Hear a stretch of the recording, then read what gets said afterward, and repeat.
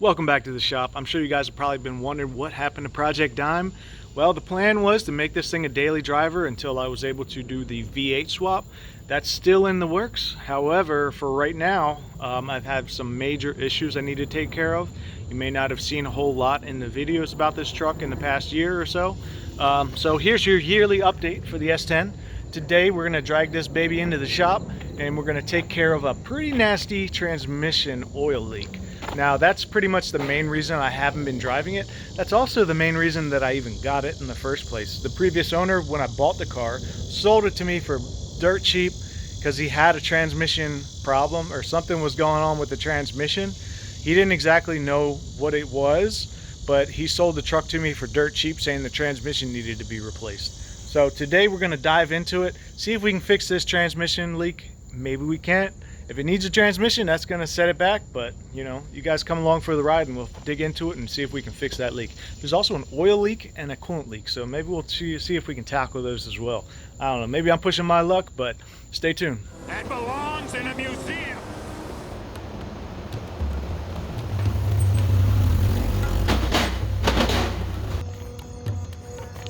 We're tracking the wild S10.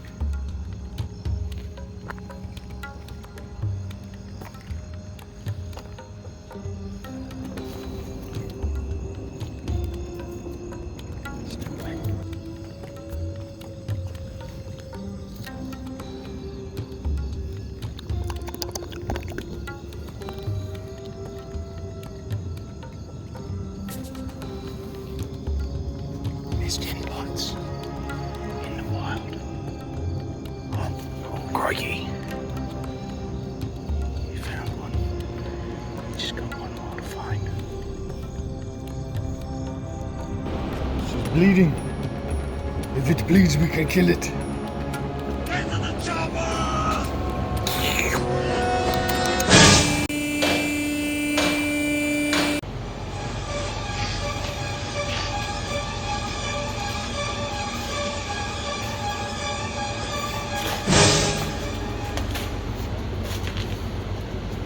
Well, not much to this thing.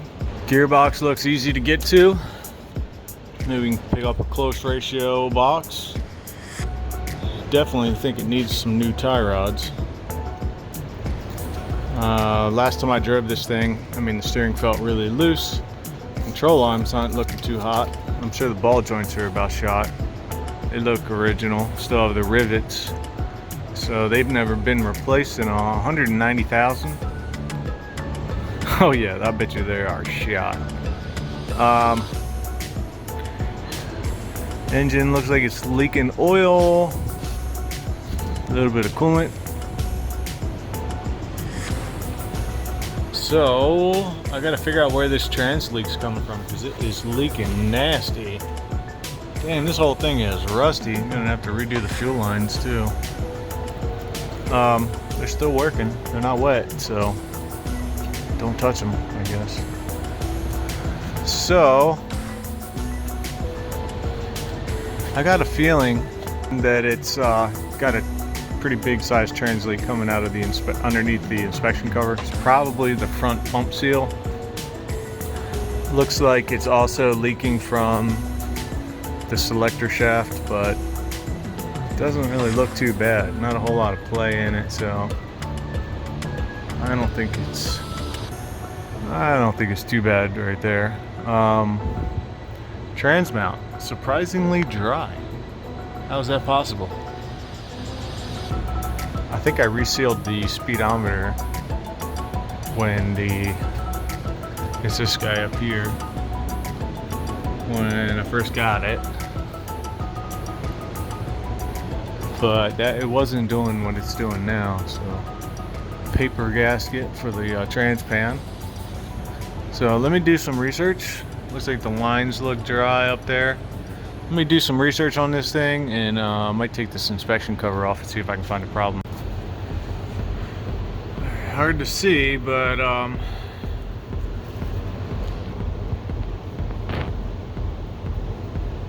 yeah. Front pump seal.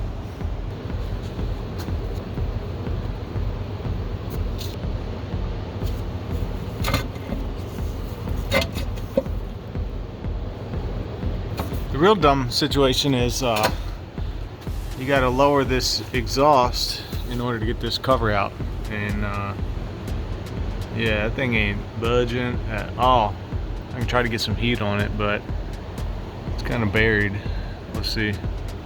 Just got these 2 bolts here.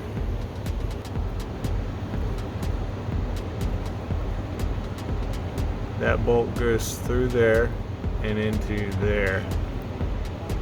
Yeah, that's not coming out. You're gonna have to pull the manifold off for that one. I think we might have to do the next best thing, and that's gonna be to cut this pipe right here. Well, I got it off, and yeah, I just made a cut right there. I used my chain cutter, but it ended up, I'm not sure if the pipe is just naturally bent like that, but it's not exactly round. So when we put this back together, we'll have to clean it up and make it round again, and probably just use like a sleeve and a clamp, or I could just weld it up, you know. Not the end of the world. It's pretty accessible. I can get around 360 on that. But yeah, you can kind of see, so it looks wet around up top here. So this outer perimeter is the O-ring seal for the pump, and I think that's okay. I think where it's coming from is right where that torque converter goes in, right in here. I'm pretty sure that's where it's leaking from. So transmission's gonna have to come out, so I'll probably get started on that. Shift linkage, this looks like it pulls out, but you probably want to loosen this bracket, so we'll take that apart. What are these? We got some fuel lines here, so we'll disconnect our clip holding it to the trans, and see what we got over here. Should have an electrical connection. We'll unclip that. We'll knock our dipstick tube out, so we got a bolt right there around the bell housing, so we can knock that straight up, so we can pull the dipstick out. Once that's done, then I can start loosening up this cross member, and yeah, I got this long boy to get out of here. This it's aluminum, kind of interesting, kind of aluminum drive shaft, so we're about to have to pull that thing out. That'll probably be the first thing I do, actually. And yeah, speedometer, speed sensor connection right there. So yeah, we got some work to do. I'll get back to you.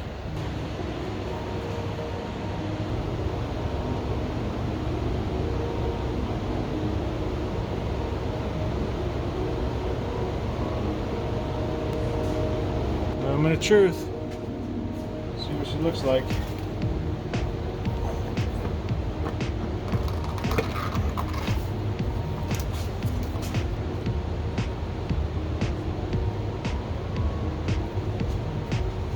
So I think all I gotta do is replace this seal. I might want to take the pump housing off and replace the O-ring in it. I'm not quite sure yet. I really don't want to take it out again. The torque converter on the floor, it's got a substantial groove in it. So, I mean, technically, it might need a torque converter. I mean, this was all just drenched, and you can see it slinging. See how it's slinging all the grease, and it's all kind of being shot forward. So, I mean, it's kind of like what it would do in a spinny situation. So that means that the oil is slinging off the converter. If we look at the converter, I mean, look up here, see it's kind of damp. So, pretty sure this groove in the converter here, so you can see it, but it's pretty damn worn. Hard to imagine that a rubber seal, look at this, I can bend it with my hand. This seal ate into the steel on this torque converter.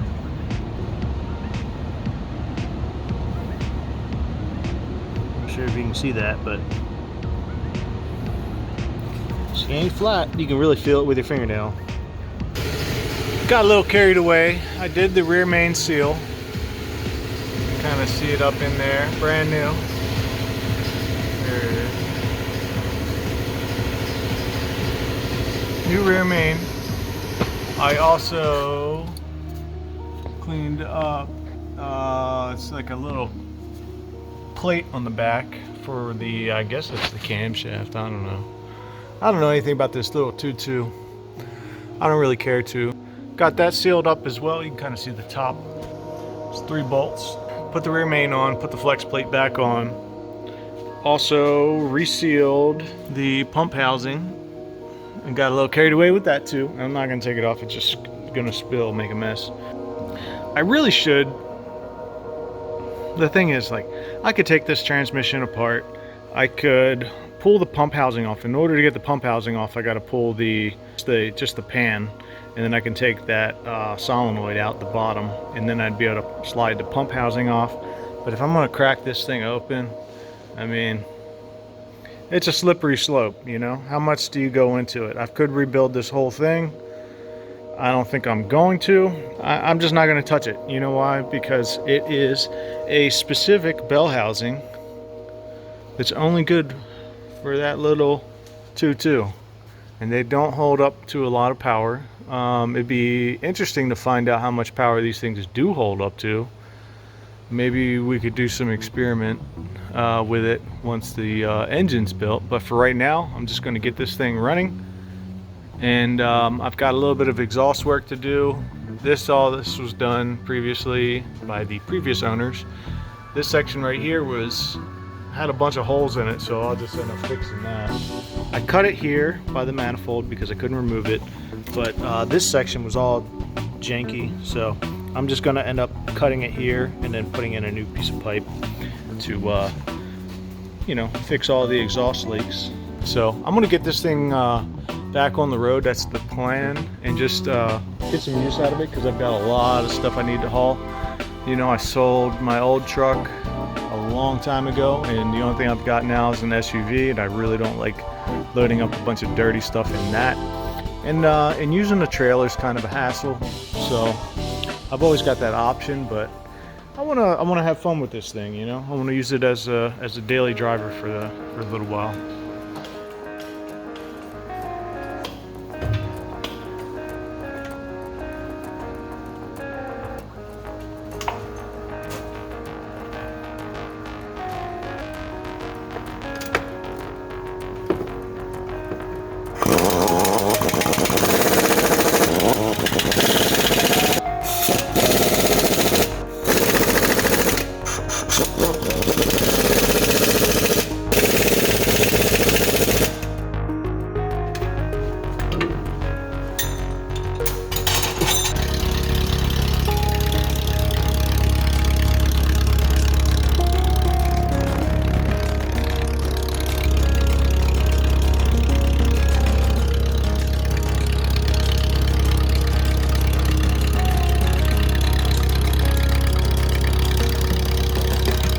So it looks pretty promising for the transmission leak. Looks like we got that one. I still got to put the inspection cover on there, but we got one more leak I'm going to take care of, and that is the water pump. You can kind of see it right there. There is a weep hole. Cavity that opens up to the bottom where the bearings go, and that's the source of my water leak, my coolant leak. It's actually dripping down these support brackets and ending up near the bottom. So the main problem with that is it's not allowing for adequate pressure in my cooling system. So let's get this thing changed out. There you go, a little bit better of a view. See how it's all that green dried up corrosion and coolant. So there's really only 1, 2, 3, 4 bolts, and I should be able to pull this water pump out. Doesn't look like on this thing. Actually, I think I replaced the radiator in this before, and there's no drain, at least that I see. So looks like we're gonna make a mess.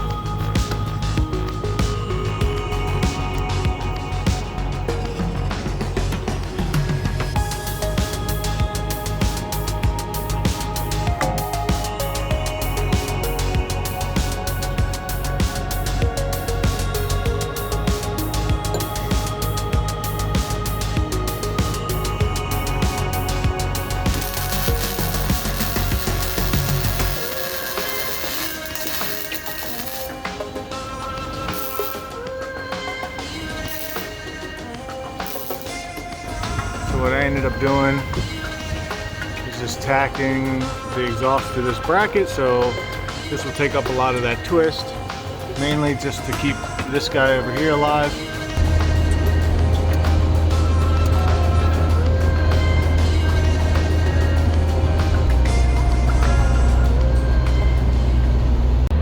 Well, I would say overall, I think that was a win. I don't have any more leaks. This engine severely is lacking power, so the main reason I didn't want to put a whole lot of money into it and time. So I'd say for under 50 bucks, I think it was well worth it. So now we're able to drive this thing. I do want to change out some things on the steering. I mean, the steering is just so loose. I think the steering ratio in this thing is like 3.5 turns lock to lock, which is pretty sad. So we'll see if we can fix that. It also has some play in the steering as well, so it definitely needs some tie rods and ball joints and all that. So I do want to lower this thing, so that'll probably be up next. And then sometime in the near future, we got something special to pick up, so you don't want to miss that one either. So we'll get started, we'll get busy, and I appreciate you guys all watching, and we'll see you on the next one.